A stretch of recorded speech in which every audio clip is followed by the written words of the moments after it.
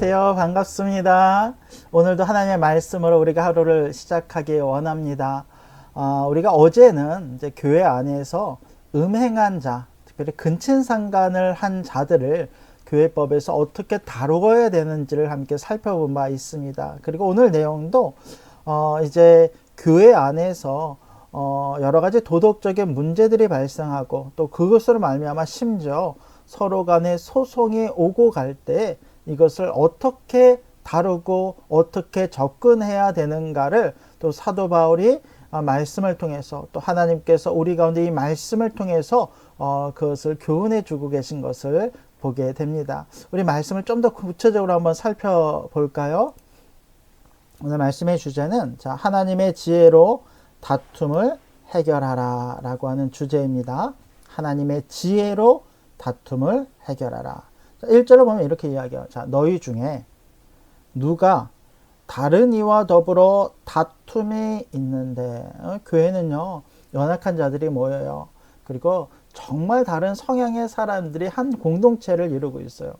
그 관계가 서로 간에 때로는 감정 싸움으로 번지기도 해요. 서로를 미워하거나 시기하거나 질투하거나 심지어는 서로를 너무너무 미워해서 서로를 보기 싫어하는 경우들도 생깁니다. 또 이것이 심각해지면 세상 법정에 서로를 소송하는 일도 벌어지곤 합니다. 특별히 요즘에 교회들이 이 문제를 많이 겪고 있어요. 특별히 교회 안에서 성도와 성도 간의 소송이 이어지거나 아니면 목사님과 장로님들 사이에 소송이 벌어지거나 목사와 성도님들 사이에서 이런 소송이 벌어지기도 합니다. 그렇다면 우리는 이런 것들을 어떤 눈으로 바라봐야 되냐라는 거예요. 어떻게 하는 것이 지혜로운가라는 것이죠.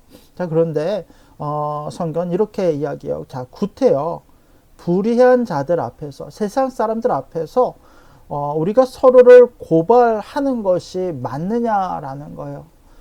성도 앞에서 이 문제를 해결해야지. 그러니까 공동체 안에서 이것을 해결해야지. 굳이요 세상 법정으로 이것을 끌고 가는 것이 과연 옳은가라고 하면서 이 말씀을 시작하고 있다라는 거예요. 그러면서 성경은 이렇게 이야기를 합니다. 성도가 세상을 판단할 것을 너희가 알지 못하느냐. 여러분, 성도는 거룩한 성도는 세상을 판단하는 존재예요. 성도는 세상의 판단을 받는 자들이 아니라 오히려 세상을 판단하는 자들이에요. 세상을 하나님의 말씀으로 판단하고 하나님의 지혜로 모든 것을 이겨내는 사람들이 성도이지 않습니까? 좀 더 구체적으로 가면 나중에 심판의 때가 이르게 되면 예수님께서 하나님의 이 권세를 가지고 이 세상을 심판하시는 심판주로 이 땅에 오시는 거예요. 근데 그 심판을 하실 때 성도들 자체가 심판의 이 주체자가 되진 않아요. 그러나 예수님께서 그 세상을 심판하시고 판단하실 때 우리 역시 예수님과 이 연합된 존재로서 세상을 판단하는 자들이 된다라고 성경은 말씀하고 있다는 거예요. 우리는 그와 같은 존재들이에요. 세상도 이런 우리들에게 판단을 받는데, 지극히 작은 일, 여러분 성도 간의 소송이 쉽게 걸렸겠습니까? 나름대로 큰 문제였을 거예요. 나름대로 이 과정이 이루어지기까지는 엄청나게 어떤 고민과 어떤 이 힘든 과정들이 교회 안에 있었겠습니까? 그러나 그와 같은 일들이 나중에 우리가 세상을 판단하는 그 일에 비하면 지극히 작은 일, 지극히 미약한 일이라는 거예요. 이 미약한 일 판단하는 것을 우리가 서로 감당해야지 그것을 세상에 맡기는 것이 과연 옳겠느냐라고 말씀하고 있다라는 거예요. 또 3절을 보면 이렇게 이야기합니다. 우리가 천사를 판단할 것을 너희가 알지 못하느냐. 우리가 천사들도 판단한대요.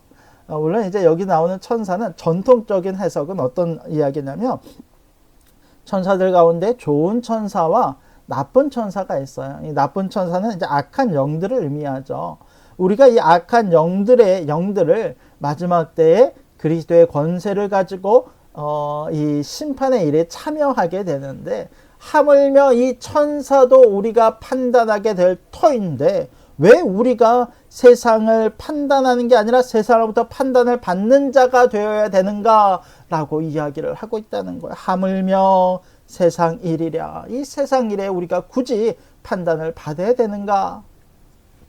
4절은 이렇게 이야기합니다. 그런즉 너희가 세상 사건이 있을 때에 교회에서 경히 여김을 받는 자들을 세우느냐. 이게 무슨 말일까요? 자, 세상 사건이 있을 때 교회에서 경히 여김을 받는 자들을 세우느냐. 물론 이제 우리는 날마다 솟는 샘물의 교제를 가지고 기반을 가지고 이제 말씀을 살펴보고 있습니다만 여기서는 이제 이 표현을 어떻게 해석을 하냐면 교회에서 연약한 자들을 세워서 세상을 판단하는 것이 차라리 낫지 않겠느냐라는 구절로 해석을 하고 있습니다만은 전통적인 해석은 여기서 경히 여김을 받는 자들이라는 것을 이제 세상의 어떤 재판관들을 이야기해요. 이게 이제 전통적인 해석의 방식들입니다.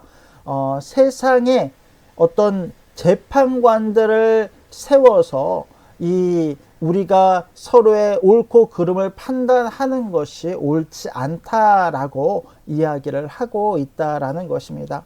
또 5절은 이렇게 이야기해요. 내가 너희를 부끄럽게 하려 하여 이 말을 하노니. 그러니까 실제로 바울이 이렇게 이야기하는 것은 우리가 부끄러운 줄 알아야 된다. 우리가 세상에 이 송사를 맡기는 것을 부끄러운 줄 알아야 된다. 너희 가운데 형제 간의 일을 판단할 만한 지혜 있는 자가 이같이 하나도 없느냐.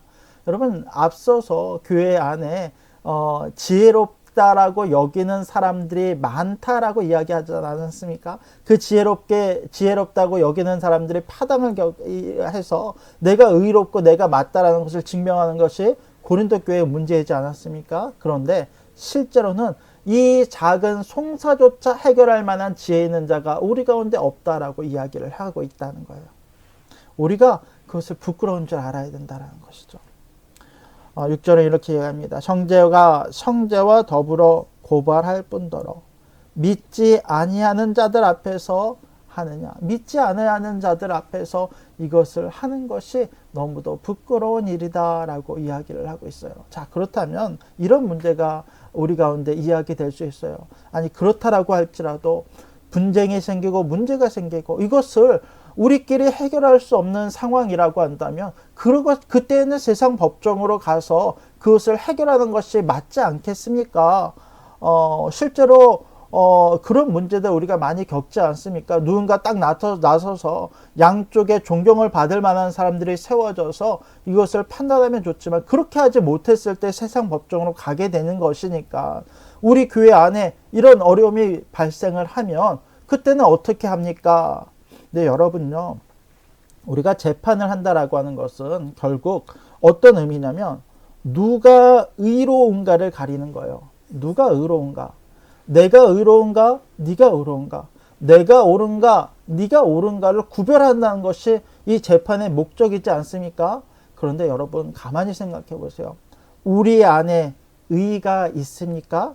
내가 의롭다고 한들 또 저 사람이 의롭다고 한들 그것이 과연 교회 안에서 송사를 다룰 만큼 중요한 문제입니까? 성경이 이 문제에 대해서 어떻게 이야기합니까? 의로운 자는 오직 예수님밖에 없다라고 이야기해요. 너나 나나 불의한 자들이고 하나님 앞에 구원받을 만한 그 어떤 것도 없는 자들이니 그러니 오직 하나님의 의로움, 예수님의 의로움만 의지하며 나아가는 것이 우리 가운데 맞다라고 이야기를 하고 있다라는 것입니다.